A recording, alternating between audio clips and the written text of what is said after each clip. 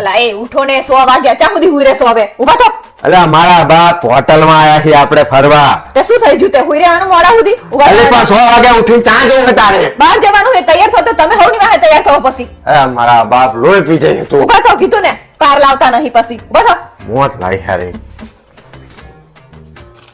આ શું ગોતે હવે તું હું મારા સાબુન શેમ્પુ બધું લાવી હતી ને ઘરેથી ઈ ગોતું હું અલ્લા મળતું જ નહીં બાપ અંદર હોટલ વાળા સાબુન શેમ્પુ બે મોકલ્યું હોય ઈ વાપર ને મારે ઈ નહીં વાપરવું મને હે ને મારો સંતુર હાબુ જ જોઈએ આ કાયમ સંતુર વાળી થઈ જઈ આજ તો તાણ મને એવા જુદા જુદા હાબુ મને ના ગમે આજ તો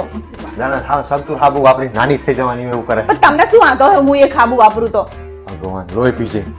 લો કપડા ને જાવ નાવા હેડો પાર્લામાં અલ્યા મારા બાપ આ શું છે ને આપણો આ રૂમાલ આપણો લે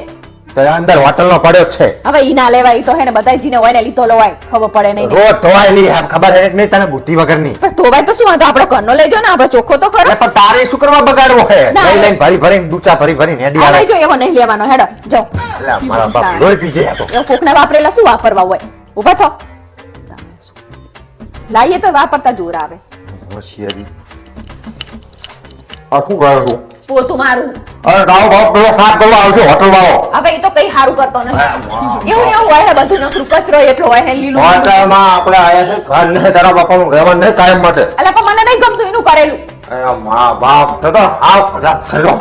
હું ગજબ નહીં હું હે ચોખ્ખું રાખું છું. મને એવું ગંધાતું ના ગમે અરે પણ હોટલ છે તારા બાપા તારે ના સાફ કરવાનું હોય તો શું થઈ ગયું જો આમ ચોખ્ખું રાખે ને તો થોડું સારું લાગે વાત કરે હે કોણ મારો બાપ ફરી આમ આગા બેહો ને મારે અહીંયા કપડા નાખવા હે અલી તારો બાપ અહીં કપડા ના હુકવાય એટલે નાખવા જ પડે ને કપડા તો ચડીયું ને બડિયું અહીં ગઈ ભાઈ રેલિંગ ઉપર નાખવાનું હોય હા તો એમાં શું થઈ ગયું લે અંદર કપડા તો ખુરશી નહીં પડી ખુરશી નાખ એ ના હું કઈ કપડા પણ મારા બાપ આબરૂ ના સાકડા કરવા એટલે આપણે બહાર જઈને આવીએ ને ત્યાં સુધી હુકાઈ જાય કપડા ખબર પડે નહીં ને તાણી લોહી પી જાય તમને તો બધું નડે જ છે જ્યાં હોય ત્યાં આ ના કરીશ તે ના કરીશ વાત કરે તું તો તાર તું ઘરને લાયક હે હોટલને લાયક જ નહીં તમે એટલે મને એવું કહેવાનું તમારે તમે કેવા શું માંગો હોય તમે ઘરને લાયક છે એટલે દેશી પાઠું આ શું કરે તું આ બધું ભરી લઉં ને આપણે ઘરે કામ આવે આ તો ચોંટી આ ના લેવાય આપણો તારો બાપ હજી આ તો હજી સાબુન શેમ્પુ બધું લઈ લો આપણે કોક મહેમાન આવે ને આપણા ઘરે તો એને આપવા થાય મને તો સંતોષ નહીં આતું કરતી હતી આ તો આપણે સંતુર વાપરવા કોક મહેમાન આવે ને તો આપવા થાય ને વાત કરી ભગવાન શું બઈ બનાવી હતી તો એમાં શું આપણે હોટલના પૈસા નહીં આપે મૂકીને થોડું જવાનું હોય વાત કરે છે